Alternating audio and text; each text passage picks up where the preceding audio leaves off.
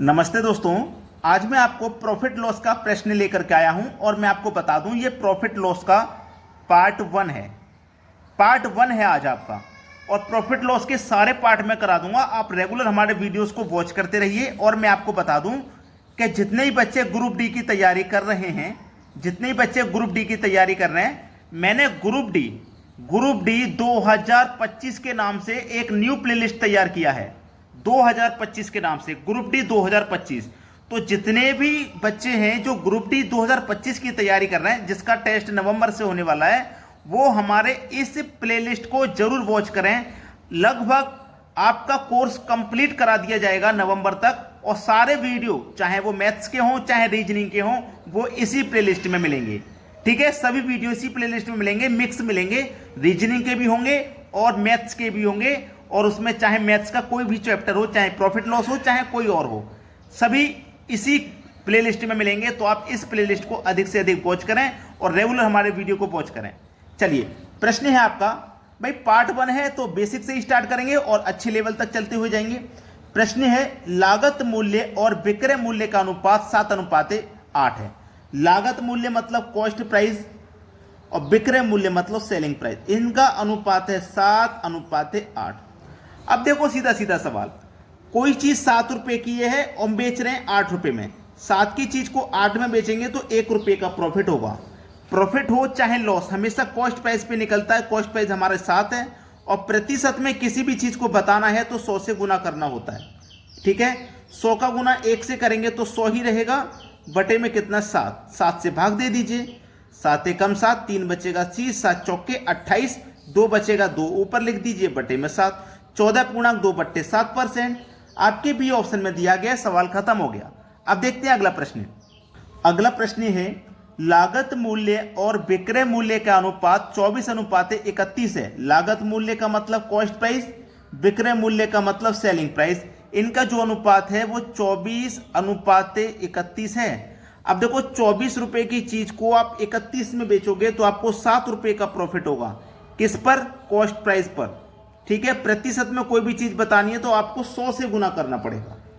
ये बात तो आप अच्छे से जानते हैं। 4 छींग 24 और 4 से कट जाएगा ये 25 बार में। ठीक है, 25 का और 7 का करो मल्टीप्लाई, तो 25 सत्ते 175 होता है। 175 इसमें डिवाइड करेंगे 6 से। ठीक है, कर दो भाई, 6 दूनी 12, 17 में से 12 कट गया, 5 बचा, 5 में 5 लगा दो, 55। ठीक है, 6 नीम 54, 55 में से 54 कट गया तो 1 बचा, 1 ऊपर ऐसे ही आ जाएगा, बटे में 6। ये देखो किस ऑप्शन में, आप कहोगे सर डी ऑप्शन में, तो यही सही जवाब है। अब देखते हैं अगला सवाल। अगला प्रश्न है, लागत मूल्य और विक्रय मूल्य का अनुपात 11:8 है। हानि का प्रतिशत क्या होगा? देखो, अभी हम प्रॉफिट का निकाल लेते, अब हानि का भी सीख लेते हैं। लागत मूल्य का मतलब कॉस्ट प्राइस, विक्रय मूल्य का मतलब सेलिंग प्राइस। कितना अनुपात है? 11:8। अब 11 रुपए की चीज है, उसे जब हम 8 में बेचेंगे तो भाई हमको नुकसान होगा 3 का। भाई नुकसान में बेचेंगे तो नुकसान हो चाहे फायदा हो, हमेशा कॉस्ट प्राइस पे निकलता है। प्रतिशत के लिए आप हमेशा 100 से गुना करेंगे। 3 का गुना 100 से करो तो ये 300 हो जाएगा, बटे में कितना, 11 है। कटाइए भाई, 11 दूनी 22, 8 बचेगा 80, 11 सत्ते 77। 80 में 77 कट गया तो कितना बचा, 3 में जाएगा नहीं, 3 ऊपर ऐसे ही लिखो, बटे में कितना, 11। 27.3/11%। ऑप्शन चेक करिए कहां पे है, पहले ही ऑप्शन में है। सवाल खत्म हो गया। अब देखते हैं अगला सवाल। अगला सवाल है, लागत मूल्य और विक्रय मूल्य का अनुपात 9:7 है। लागत मूल्य मतलब कॉस्ट प्राइस, विक्रय मूल्य का मतलब सेलिंग प्राइस। कितना अनुपात है? 9:7।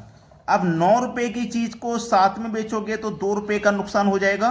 कितने पर? 9 पर। प्रतिशत के लिए 100 से गुना। 9 का 2 का गुना 100 से करेंगे तो ये 200 हो जाएगा, और बटे में कितना, 9 से भाग करना है। 9 दूनी 18, 2 बचेगा 20, फिर से 9 दूनी 18, फिर से 2 बचेगा, तो 2 ऊपर, बटे में 9। कहां पर है भाई? डी ऑप्शन में। ये सवाल का जवाब भी हो गया। अब देखते हैं अगला प्रश्न। अगला प्रश्न है, एक कार 64,000 रुपए में बेचने पर सुभाष को 20% हानि हुई। उस कार का लागत मूल्य कितना था? देखिएगा, जो भी लागत मूल्य होगा आप अच्छे से जानते हैं, अपने आप में 100% होगा। जो भी लागत मूल्य होगा, अब 100% की चीज पर हमें 20% की हानि हुई। 100 की चीज पर जब हमें 20% की हानि होगी तो इसका मतलब है हमें दाम कितने का मिलेगा, 80 का, 80% का मिलेगा।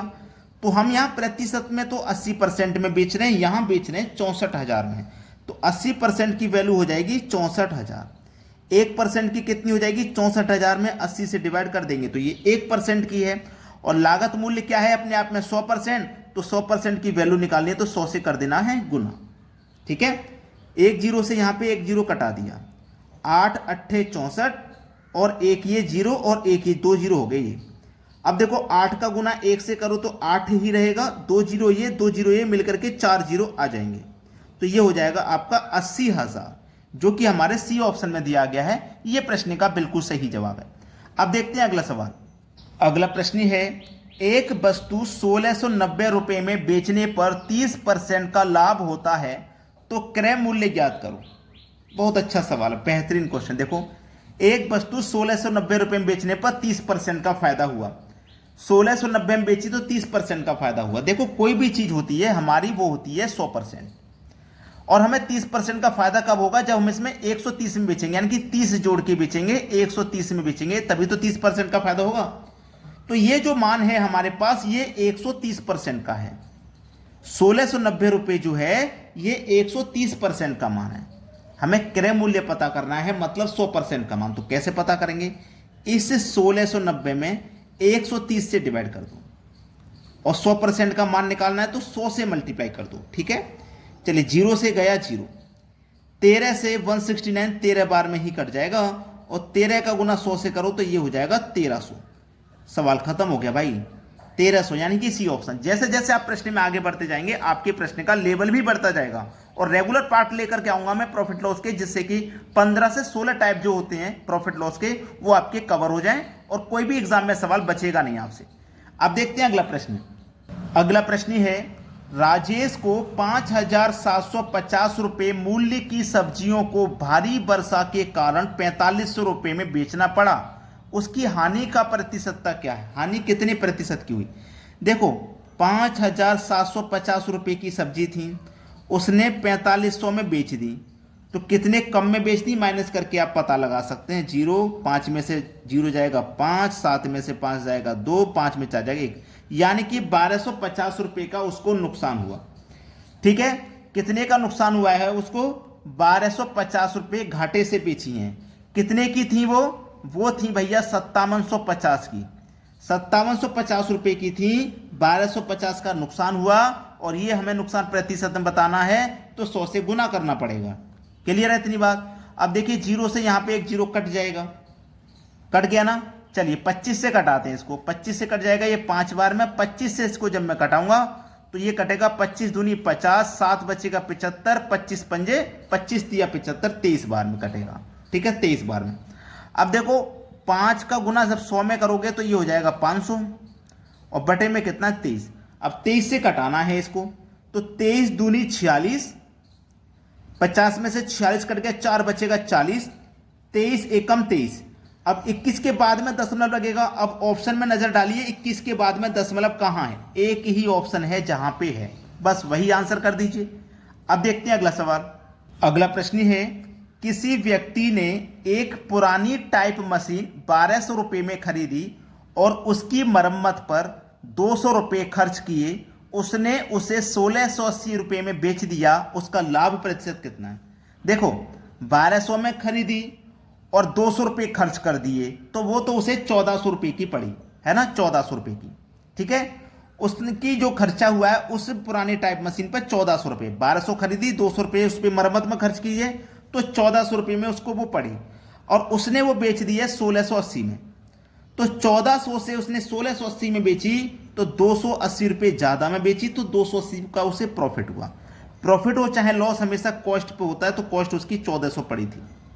और प्रतिशत के लिए क्या करोगे, 100 से गुना, 2 जीरो से कटा दीजिए, 2 जीरो, 14 दूनी 28 और 1 जीरो, यानी कि 20% का लाभ है।